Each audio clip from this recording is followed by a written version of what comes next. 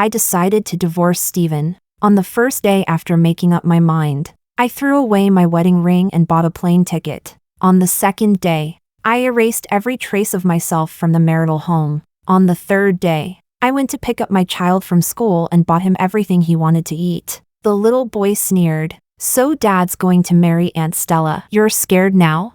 Trying to butter me up now?" Too late. I looked at his face, so identical to Steven's. There wasn't a shred of reluctance left in my heart. Trash belongs with trash. In the trash can. If Stella is willing to recycle him, then of course I'll be generous enough to fulfill her wish. Chapter 1. My resolve to get a divorce came suddenly. That day, once again, I failed to get through to Steven Garcia on the phone. Just like so many times over the past 6 months, the one who answered was always his secretary. "I'm sorry, ma'am. Mr. Garcia has instructed us that his private schedule is not to be disclosed to anyone." But not long after, Stella posted a set of photos on her social media account. At a glance, I recognized the Bulgari wedding ring on Steven's hand. Stella was Steven's first love. In the 5th year of my marriage to Steven, she prepared for a divorce and returned to the country. From the very first day she came back, Steven's heart had been thrown into chaos.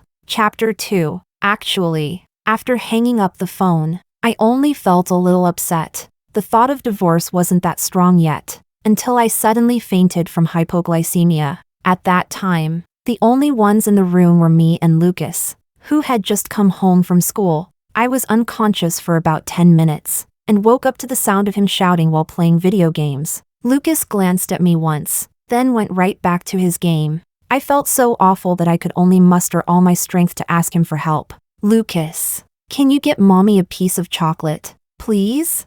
Hearing that, Lucas stood up impatiently, hugging his tablet, but instead of helping me, he walked around me and went straight out of the bedroom. The sound of the door slamming echoed. In that instant, just that 1 second, everything suddenly became clear to me. Back then, Lucas existed because Stella had gotten married. And Steven, drunk out of his mind, lost control after drinking. I never intended to give birth to him. The doctor didn't recommend it either. Steven had drunk far too much that night. But he proposed to me, earnestly begging me to keep the child.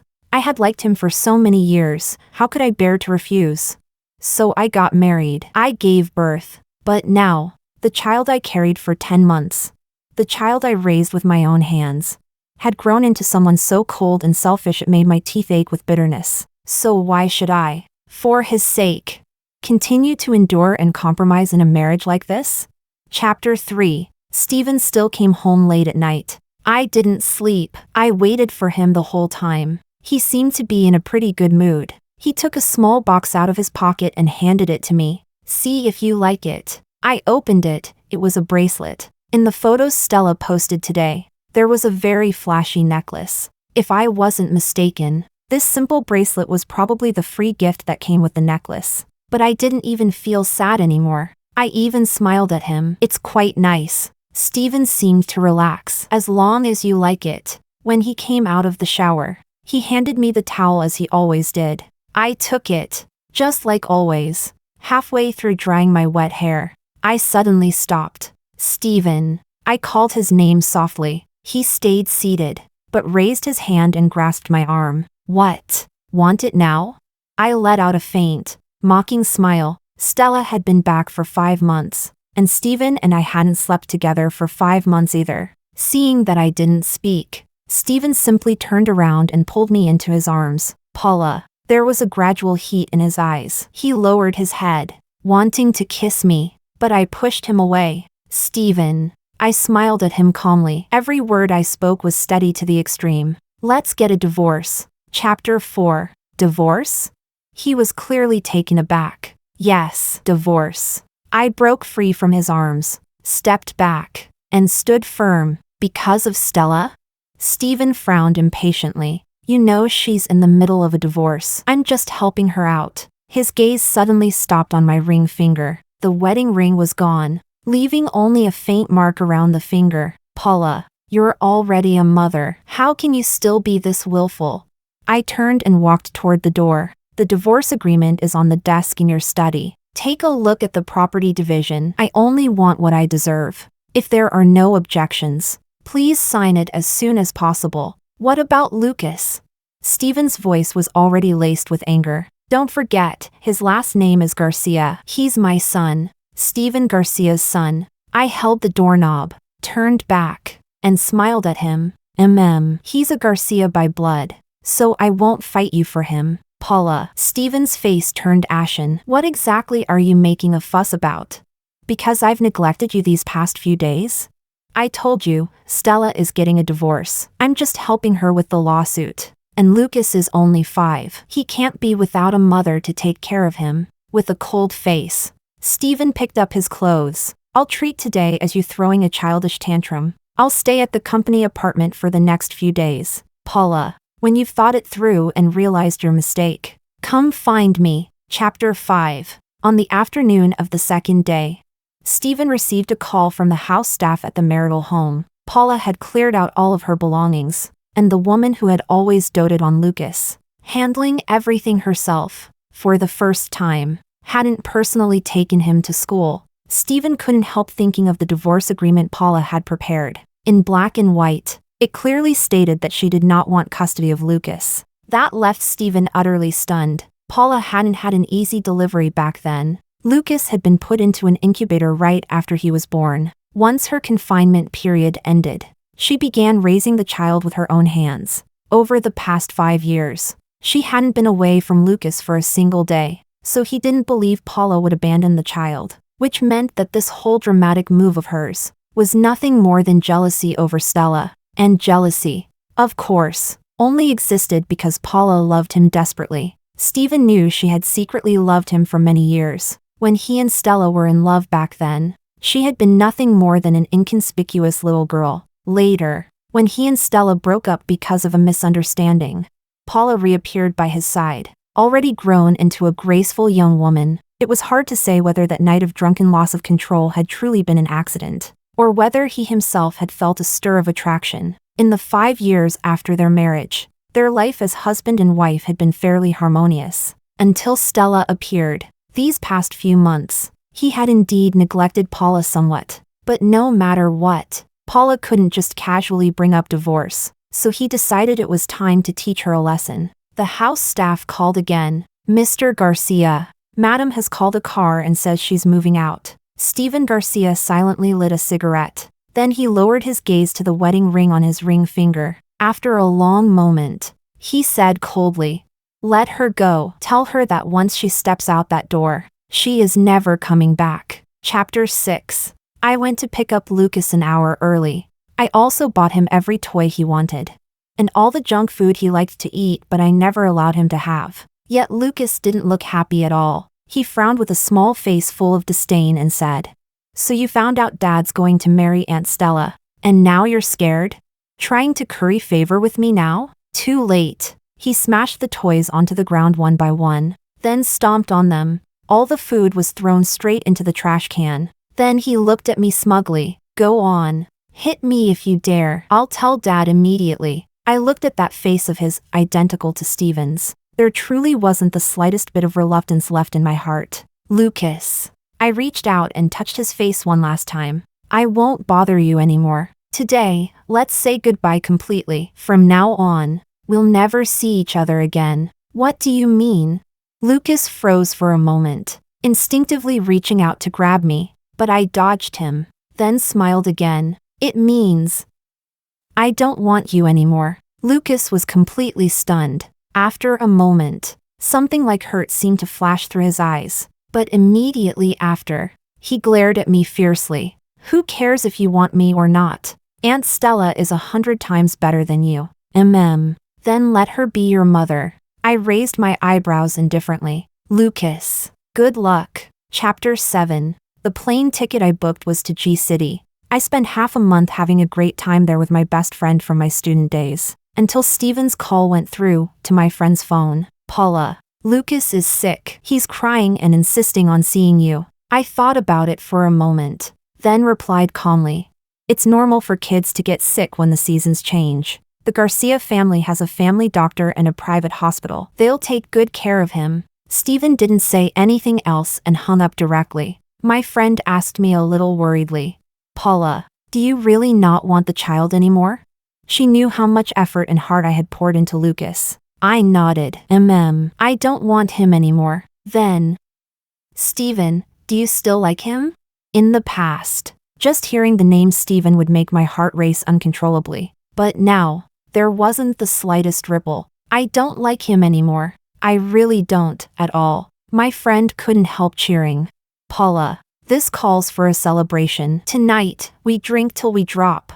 Chapter 8. The first time between Stephen and me had been caused by alcohol. Back then, I was sober. The one who was drunk was Stephen. This time, though, I was completely wasted. The man in front of me, however, remained sober and restrained the entire time. Even when he supported me, his hands were impeccably gentlemanly. My friend hesitated for a long while before walking over. "Adrien, could I trouble you to take Paula back?" Adrien didn't respond. He helped my almost limp body sit down on the sofa. "Leave the driver to you. I'll drive myself back." "Adrien, are you really going to ignore Paula again?" Adrien's gaze was calm and distant. 5 years ago. I already said it, her matters have nothing to do with me anymore. I suddenly let out a silent laugh. Right, back then, Stephen had forced himself on me while drunk. Adrien had insisted on calling the police. But my love-addled brain took over. And in the end, I chose to marry him instead. Adrien was my childhood friend. We had grown up together. Because of what happened with Stephen, he was utterly disappointed in me and cut off all contact. I never expected to run into him tonight. Over the years, I'd heard he had been abroad and never came back. Who would have thought we'd meet again in a bar in G-City? I suppressed the embarrassment in my heart and softly called out to my friend, "Laura, let him go. I can get back by myself." Adrien didn't say a word. He turned around and strode away. But when my friend helped me out of the bar, his Bentley was parked by the roadside with the hazard lights flashing. Adrien leaned against the car, smoking, cigarette butts scattered all over the ground beside him. "Paula." He smiled, but there was an indescribable bitterness in that smile. "I must have owed you a debt in my past life." Chapter 9. He helped me into the car. Then he arranged for a driver to take my friend home. When the car arrived downstairs at my hotel, Adrien parked, unfastened his seat belt, then leaned over, pinched my chin, and kissed me. My mind was in a haze. Perhaps the alcohol had clouded my judgment. I actually wrapped my arms around his neck and responded to his kiss. "Paula, Adrien's kiss gradually deepened. His fingers threaded through my long hair, gripping the back of my head and forcing me to meet him halfway. Only when I was almost out of breath did he end the deep kiss. He lowered his head, pressing his forehead against mine. "Do you want it?" Suddenly, I thought of the chat screenshot I'd received a month ago. It was from Stephen to Stella. "I want you. I want to do it with you again." Back then, because of Lucas, I'd been trapped in deep pain and turmoil. But now, I didn't care about anything anymore. I lifted my face and kissed him directly, tightening my arms around his neck. "Adrien, let's do it." But Adrien grabbed my shoulders and gently pushed me away. In the shifting light, his handsome brows and eyes were intensely serious, completely focused. "Paula, I have a condition." "What condition?" "I'm a very traditional man." Adrien lowered his eyes with a faint smile. His fingers on my shoulders trembled slightly as they tightened. "If we do it, you'll have to take responsibility for me." Chapter 10. The moment he said that, I sobered up by more than half. Responsibility. That word was far too heavy, and it stabbed straight into an old wound in my heart. Back then, when Stephen proposed to me, it was also under the banner of taking responsibility after drunken misconduct. Seeing that I didn't speak, Adrien gave a soft chuckle. "Paula." He brushed aside the messy hair on my forehead and looked down at me deeply. "If you don't want to take responsibility, then don't provoke me. You know, I'm not that kind of man who treats things casually." He gently pushed me away and got out of the car. Then he opened the door for me. "Come on, I'll walk you back to your room." He stood there, tall, yet somehow cold and distant, backlit. I couldn't see the expression on his face.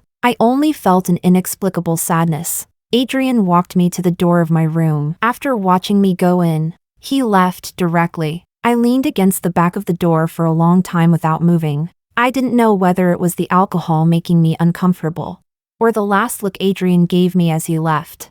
And the final thing he said, Paula, my flight is at 3 a.m. tonight. I think I'll never come back again. Suddenly, my phone rang, jarring and abrupt. My thoughts were yanked back at once. The number looked familiar, but I couldn't place it immediately. I answered, only to hear the voice of another one of Stephen's secretaries. Madam. The secretary sounded extremely respectful and cautious. It's like this, Mr. Garcia drank too much at a business dinner tonight and just threw up. He won't drink the hangover soup the house staff made. Says it doesn't taste right. Madam, could you possibly come back? I cut him off directly. If he doesn't want the hangover soup, then let him take hangover pills. I'm neither a servant of the Garcia family nor a doctor. Don't contact me about things like this in the future. Oh, and while you're at it, please urge Mr. Garcia to speed up the divorce process. Madam, the secretary tried to say something more, but was cut off by Stephen's deep, angry shout. Who told you to call her? Alexia, you're getting bolder by the day. But Mr. Garcia, shut up.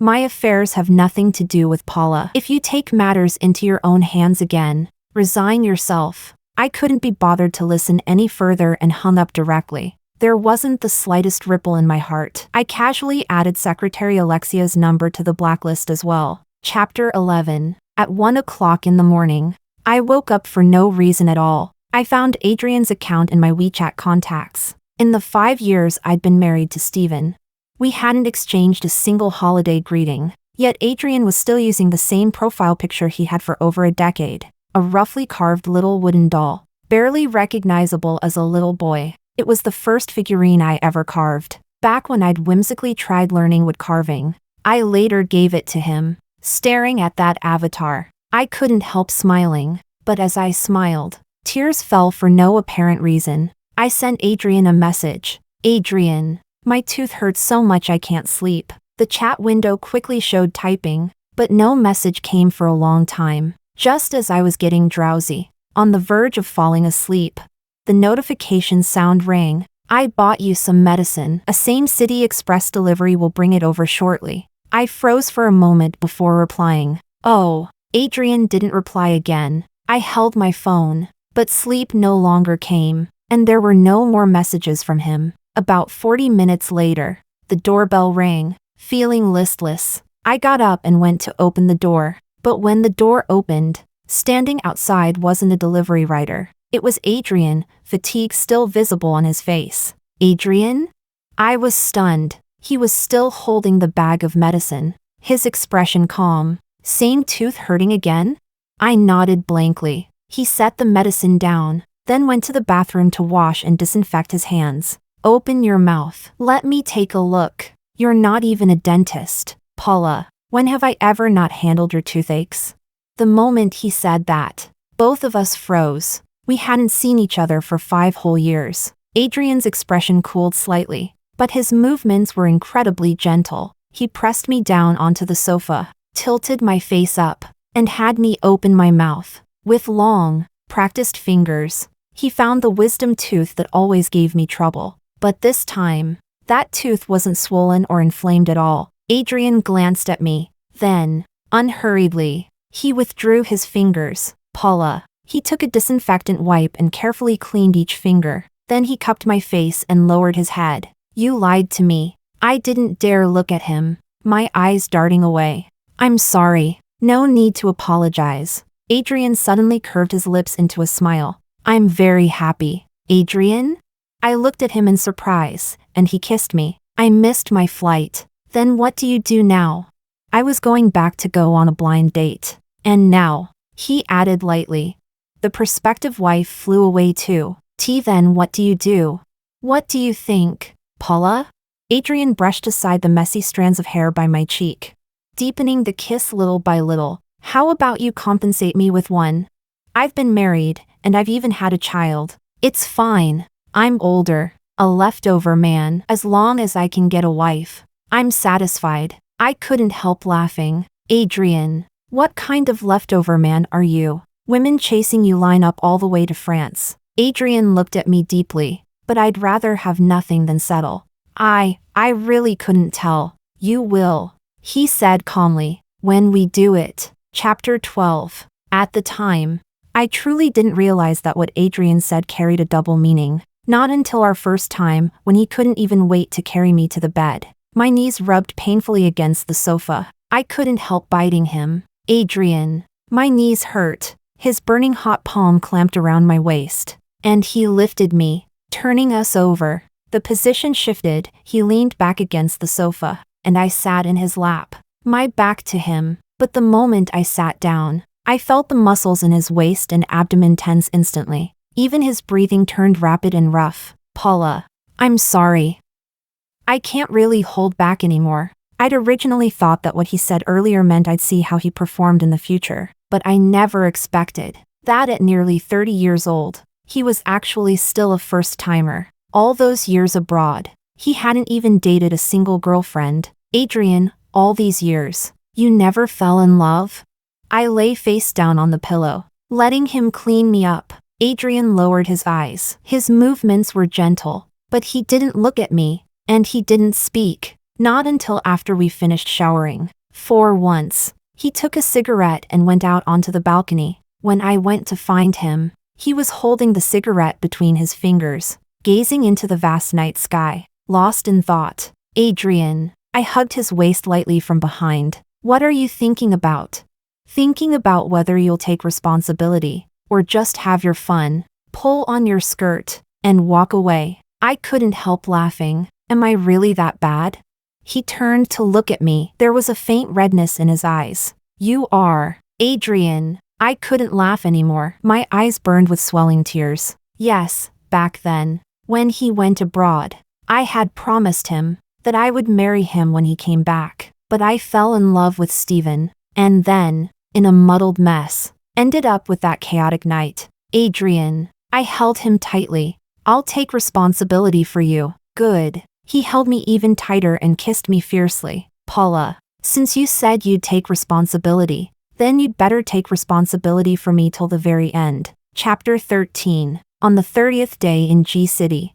Steven still hadn't signed the divorce agreement. I couldn't be bothered to wait any longer and directly filed a lawsuit with the court. The day Steven received the court summons, Lucas's kindergarten teacher also called me. Lucas's mom. Lucas has been dozing off and spacing out a lot in class these past few days. He doesn't look very energetic, and he seems to have lost some weight. I sighed softly. Teacher's son, you should contact Lucas's father instead. Lucas's mom, would it be convenient for you to come to the school? We haven't seen you pick Lucas up in a long time. Sorry, it's not very convenient. All right then. Sorry to bother you. Just as I was about to hang up, I still couldn't help myself. Teacher's son, when Lucas's dad comes to pick him up, could you ask him to keep an eye on whether the child is secretly playing on his tablet late at night? Lucas used to pretend to be asleep, then secretly play games in the middle of the night. Once I caught him, I was so angry that I smashed the tablet. But not long after, on his birthday, he received several brand new tablets again, perhaps afraid I'd smash them too. He did restrain himself afterward and didn't dare sneak around playing at night anymore. But now that I was gone, Steven was busy every day with the company and with Stella. How would he still have the time or energy to manage him? Although I'd decided to divorce Steven, and didn't plan to take Lucas, he was still my child in the end. I didn't want to watch him completely ruin himself. But that was all. I was only offering a kind reminder. Chapter 14. Steven had never thought that disciplining a child could be this mentally exhausting. After listening to the kindergarten teacher, he deliberately went to Lucas's room late that night. Sure enough, he caught him secretly playing games. In a fit of anger, he smashed the tablet as well. Lucas had been completely absorbed in the game. Enraged, he actually shoved Steven hard. It was only at that moment that Steven seemed to suddenly understand why Paula had been so furious and disappointed back then. Why, when he bought Lucas a new tablet again, Paula had blown up and gotten into a fierce argument with him. Unable to restrain himself, he slapped Lucas across the face. Lucas was clearly frightened. He cried for a long time, then finally went to sleep obediently on his own. But Stephen felt no sleepiness at all. He thought of the phone call Secretary Alexia had made to Paula that night. In fact, at the beginning, he had tacitly allowed it, he hadn't stopped it. It was only Paula's words and attitude that had instantly sent him into a rage. Just because of Estella. She had acted willful and unreasonable to such an extent. It had driven him completely up the wall. He knew she was only using divorce as a threat against him. And Lucas being so undisciplined and disobedient. That was all Paula's doing. She just wanted him to know how important she was. After finishing a cigarette, Stephen took out his phone. He was calling her proactively, for Lucas's sake. Lucas Garcia was blood of the Garcia family. But he was also the child Paula had nearly died giving birth to. As a mother, she couldn't possibly ignore her own child. But what Stephen never expected was, every single way of contacting Paula had been blocked. Even her best friend's number could no longer be reached. Suppressing his anger, Stephen walked all the way downstairs. The night wind blew against him, yet the rage burning in his chest refused to dissipate. So Paula wanted to play for real. Did she? Fine. Stephen laughed in extreme anger. Didn't she want a divorce?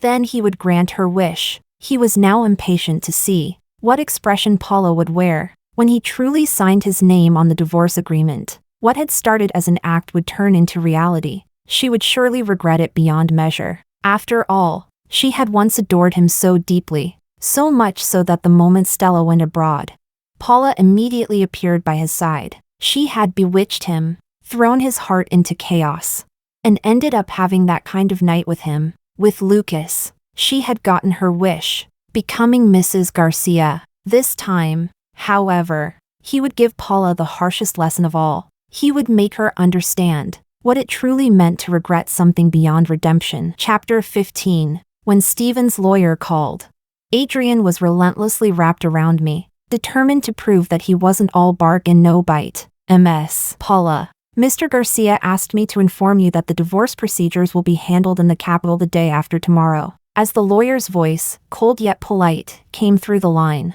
I felt as if the last heavy stone pressing on my chest suddenly fell away. All right, I replied. Please tell Mr. Garcia that I'll return to the capital on time to take care of it. After I hung up, Adrien wrapped his arms around me from behind. Paula, let me go back with you. I shook my head. This is something between Stephen and me. I can handle it myself. Adrien's eyes were full of concern. But Paula, I'm worried. I deliberately teased him. What are you worried about? Afraid I won't be able to get divorced?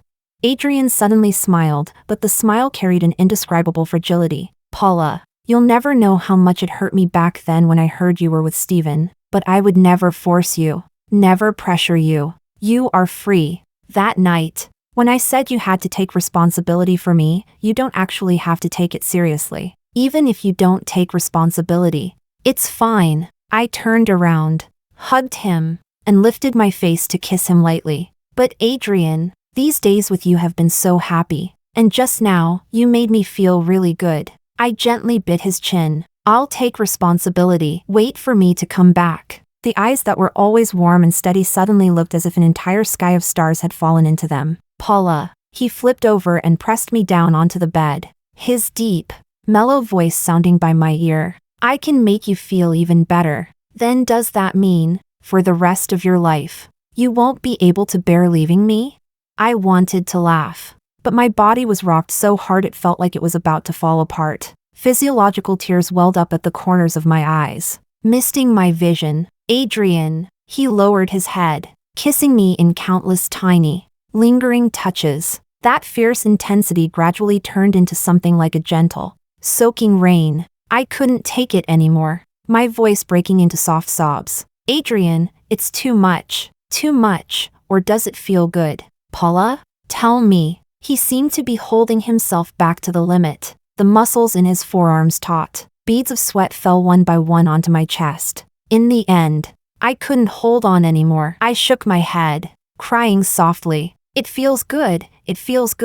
Paula, if it feels good, then come back sooner. As my last bit of consciousness drifted away, I felt Adrien press a very gentle kiss to my brow. I'll be waiting for you in G City, Paula. Chapter 16. The day I returned to the capital, I went straight to the lawyer's office. But the moment I got out of the car, I saw Stephen and Stella. Stella's face was full of joy, so much so that she even burst into tears of happiness. Stephen then held her gently, his face filled with tenderness. Several lawyers stood nearby and tactfully turned their backs. I knew it, Stella's divorce case must have finally been settled, which was why Stephen couldn't wait to finish the divorce procedures with me and regain his single status. That was fine. Stella was happy, Stephen was happy, Lucas was happy, and I, together with Adrien, was both comfortable and happy. How could there be such a perfect win-win situation in this world? Thinking of that, I really couldn't hold it in, and laughed. But the moment I laughed, Stella noticed. Her expression instantly soured. She tugged at Stephen's sleeve and said something I couldn't hear. Stephen turned to look at me, his gaze cold and distant to the extreme. Paula, what are you laughing at? Stella's eyes were red as she hid behind Stephen like a frightened little rabbit. As if she had suffered some enormous grievance. Miss Stella is happy about getting divorced. I'm about to get divorced too. And I'm happy as well. Is that not allowed? Stephen choked slightly. The chill in his eyes seemed to deepen. Stella hurriedly tugged at his sleeve again. Stephen, please talk things out nicely with Paula. Don't get angry. There's nothing for us to talk about. I said calmly. Mr. Garcia, let's get the paperwork done as soon as possible. Paula, haven't I reminded you before, everything you do should have limits? I raised an eyebrow. What do you mean?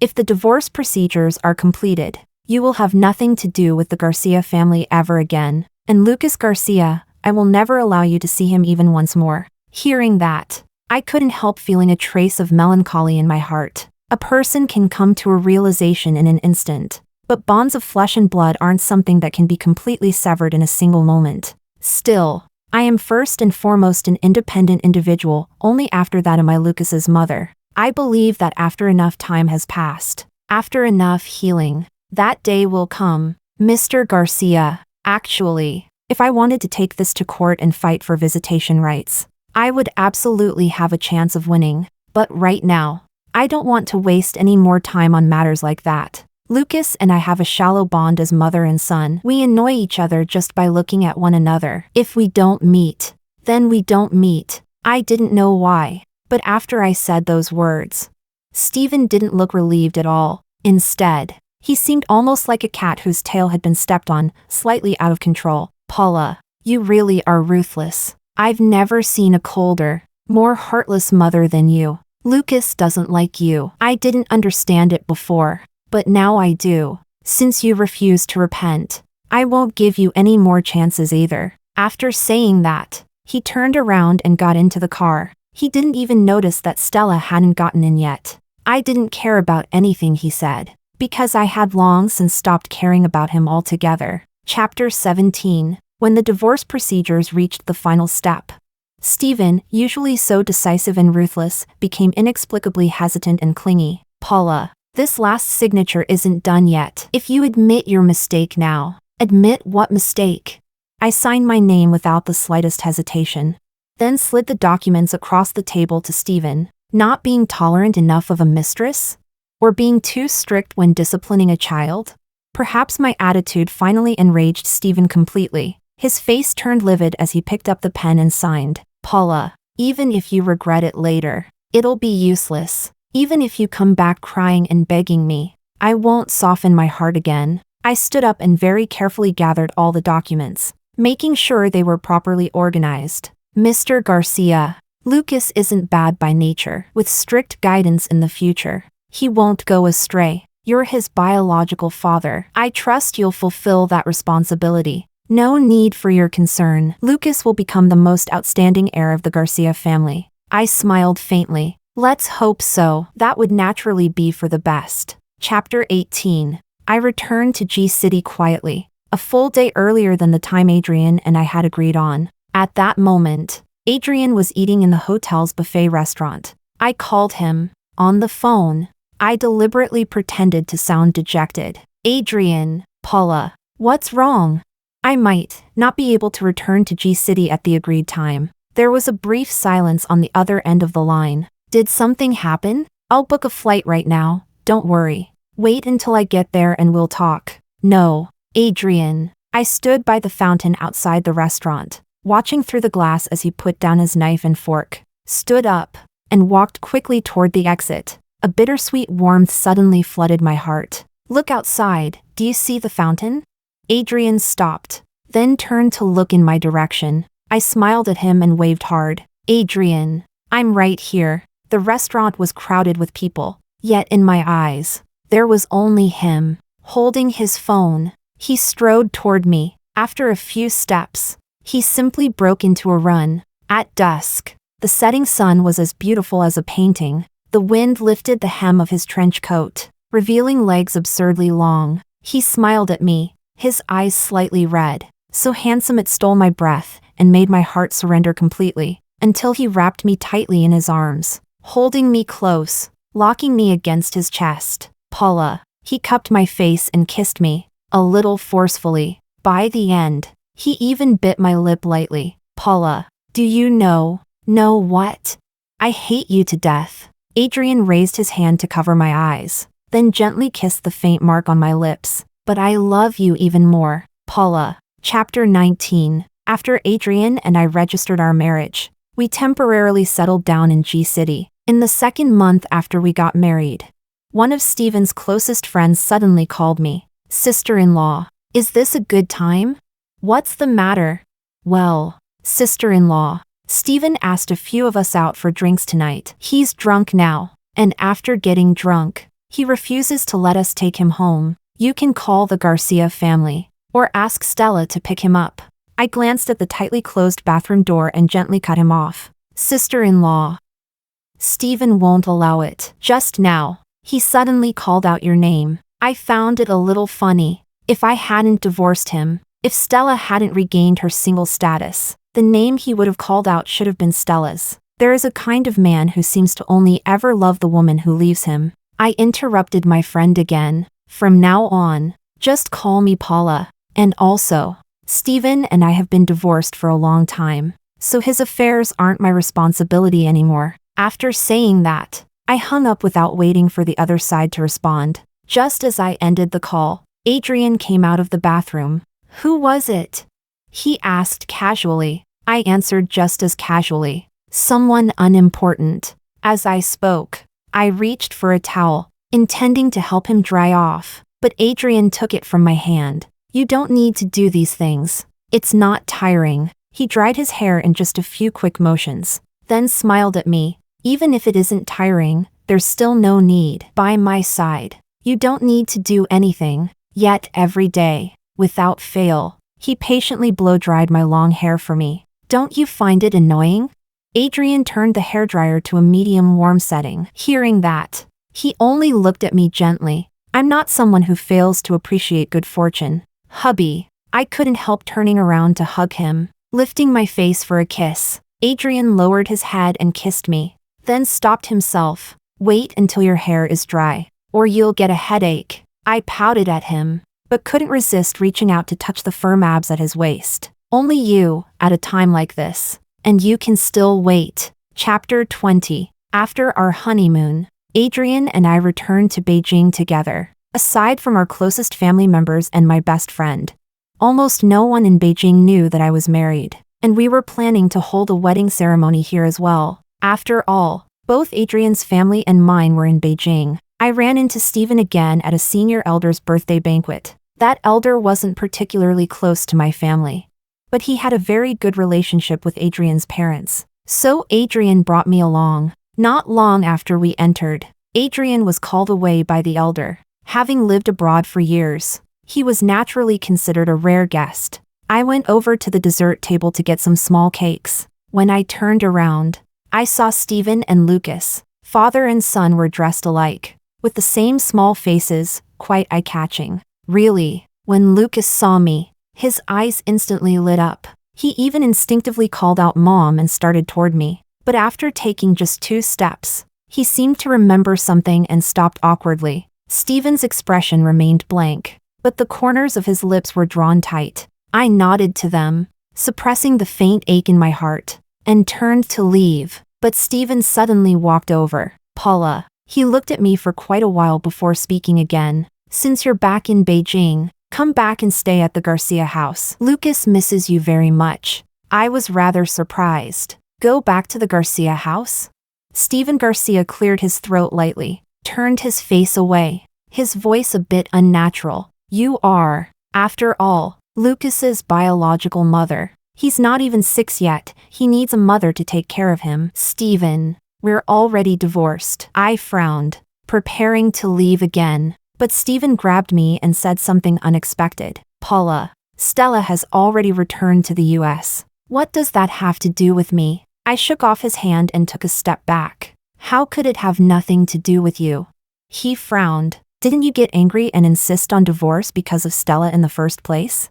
Now that she's gone, your anger should have subsided. If you come back now, it's not like I wouldn't consider getting back together. After all, no matter what, you're Lucas's biological mother, better than some outsider. Stephen, how much clearer do you want me to be?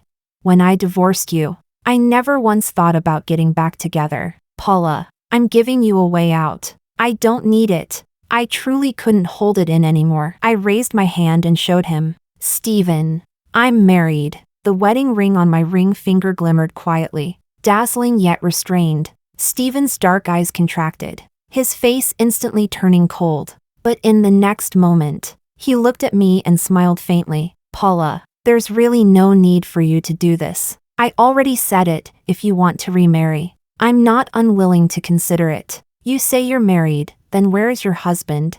I don't believe that. Having been married before and having had a child, you could find a man better than me. What's more, you love me. He spoke with absolute certainty, certain that because I once loved him, I would love him forever, certain that I was desperate to remarry him, only too embarrassed to say it out loud, certain that as long as he beckoned, I would come back without dignity. But what he didn't know was, even I hadn't realized it myself. Perhaps whatever fondness I once had for him cracked the night he lost control while drunk and forced himself on me. Later, agreeing to marry him was more likely because of Lucas, just as my final resolve to divorce him was also because of Lucas. Once, that child had been the reason my happiness and freedom were held hostage. But now, nothing could bind me anymore. Stephen, even if you're a domineering CEO, I said kindly, you don't live in a CEO romance novel. I suggest you find some time to get a brain CT scan and take a good look at what's going on in your head.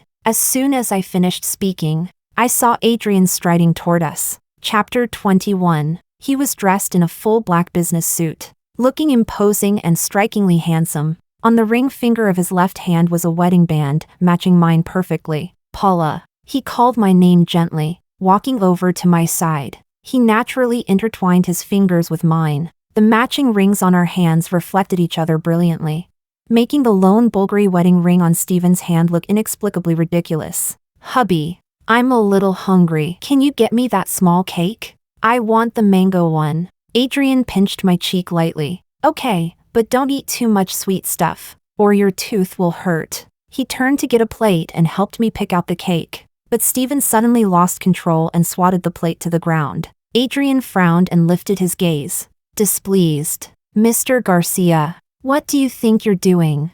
You were hired by Paula, weren't you? Stephen sized him up from head to toe, sneering. You really do look the part. Paula is my ex-wife. She even gave birth to a son for me. Are you sure you want to pick up a woman I don't want anymore? The air around us instantly fell dead silent. I truly didn't care about my past, but being publicly humiliated by Stephen like this inevitably still made me feel a trace of embarrassment. Adrien said nothing, not even the slightest change showed on his face. He simply turned to me, took off the watch I'd given him, then removed his wedding ring and handed them to me. Paula, hold these for me. I don't want to dirty them. I took them without understanding. Adrien, what are you going to do? Paula, give me 5 minutes. He lowered his gaze, rolled up his sleeves slightly, then walked straight up to Stephen and swung his fist into his face. I don't like hitting people, he said calmly. But Stephen, you brought this on yourself. As he spoke, another heavy punch landed. You should never have humiliated my wife. Stephen quickly recovered and fought back. My wife, he scoffed. Paula was married to me for 5 years and gave me a child. What kind of wife is she to you? Do I need to remind you you're already divorced? So what if we're divorced? Stephen sneered. How much Paula loves me, you might as well ask her yourself. Enough. I was anxious, angry, and heartbroken all at once. I shoved Stephen away and stood protectively in front of Adrien. Stephen, I stopped loving you a long time ago. Did you hear me? What did you say? Stephen stared at me coldly. Paula, say that again if you dare. Stephen, I stopped loving you long ago. Maybe I stopped the night you took advantage of me while drunk. Then why did you accept my proposal? Why did you marry me? Stephen gave a cold laugh. Paula, you just like the new and loathe the old. You changed your heart. You even abandoned your own child. How long do you think this man will like you? Why can't I change my heart? Stephen, didn't you change yours too? You loved Stella, yet you lost control with me after drinking. You married me, yet you still slept with Stella. What does that make you? I never slept with Stella, Paula. After I married you, nothing ever happened between Stella and me. Stephen looked at me, then suddenly laughed mockingly. I admit that when Stella came back, I wavered. But that night, at the very end, I thought of you, and I still left her place. Chapter 22. I was a little surprised. But beyond that, there were no extra emotions left. Whether he and Stella had gone all the way or not had long since stopped mattering. Even if they hadn't, I would still have insisted on a divorce. Enough. Stephen, all of that is in the past. I'm married now, and I love my husband very much. I turned around and tightly clasped Adrien's hand. We're doing great. We love each other. You should move on too. What about Lucas? Stephen's eyes were red. The child you carried for 10 months, you really don't want him anymore? He looked like a spoiled child who, only when about to be abandoned, finally realized fear. My vision blurred slightly, yet I still nodded. Yes, I don't want him anymore. In truth, if that day Lucas had just handed me a piece of chocolate, I might still have been unable to let him go, might have fought desperately for custody. I might have softened again and again, but when Lucas walked past me, slammed the door, and left, my heart truly died. Stephen turned and pulled Lucas toward the exit, but Lucas suddenly broke free and burst into tears. I don't want to go with you. I want Mommy. Mommy, I won't play games anymore. I know I was wrong. Come back, please. Lucas ran over and clutched my hand tightly, refusing to let go. I couldn't deny that I still felt pain, heartache, but I also knew I would never forget that day. The day when, at my most helpless moment, my own child turned away so coldly and selfishly. What if I hadn't made it through? What if I had died just like that? Lucas, go back with your dad. Whether you're a child or an adult, you have to take responsibility for your choices. No, I won't go back. Mommy, I want to be with you. I don't want to be separated from you. Lucas cried and struggled nonstop. It seemed he had truly learned fear, truly realized his mistake. Because that day, when he was sick and hospitalized, it was Stella who took care of him. But after he fell asleep, he was woken by Stella's phone call. He heard Stella say, "Why should I stay here taking care of someone else's child instead of my own? If it weren't to get divorced smoothly, how could I possibly flatter this annoying kid? Lucas is stupid too. He actually said I treat him better than Paula. So ridiculous. What kind of mother loves someone else's child more than her own? But it's good that he's stupid. If I really marry Stephen someday, with him this stupid, won't my own child have one less competitor?" He didn't really understand. After all, those topics were far too complicated for a 5-year-old. But he understood one sentence clearly. What kind of mother loves someone else's child more than her own? Yes, one's own mother is always better than a stepmother. It was probably from that day on that he slowly began to understand some things, and slowly began to remember how good I had been to him. But unfortunately, it was far too late. If your dad agrees, I'll come back to see you. And if you miss me, you can come see me too. But for now, I'm sorry, Lucas. I'm going to start my own life. I touched his small face and said, just like the last time we parted, good luck, Lucas. Chapter 23. Adrien and I held a wedding in Beijing. On the day of the wedding, Stephen and Lucas both came, but I didn't let either of them enter. Stephen sent an expensive gift. Adrien didn't accept it and had it sent directly to a charity foundation. Lucas also prepared a gift for me. It was a handmade craft he made himself, along with a card. I kept the card and gave the craft to a child who liked it. I heard that day Stephen's Rolls-Royce was parked outside the wedding venue for a long time without leaving. I also heard that after Adrien took me home, that Rolls-Royce seemed to follow us to our marital home. It was just that our home was a private villa, and his car couldn't get in. On our wedding night, at the most tender and lingering moment, Adrien suddenly whispered something in my ear. "Paula, do you think he's outside right now? So jealous he's about to go crazy?" I kicked him angrily. "What kind of twisted fun is that, Adrien?" Adrien caught my ankle and slowly lifted it higher. He leaned down and kissed me deeply, because for those thousands of days and nights before, I was just as jealous, driven completely mad. "Adrien." I felt a pang of tenderness and couldn't help holding him tighter. He gently kissed my ear again. "But not anymore, Paula. From now on, the one who'll be jealous is Stephen, and I'll make him jealous for an entire lifetime, including the next one."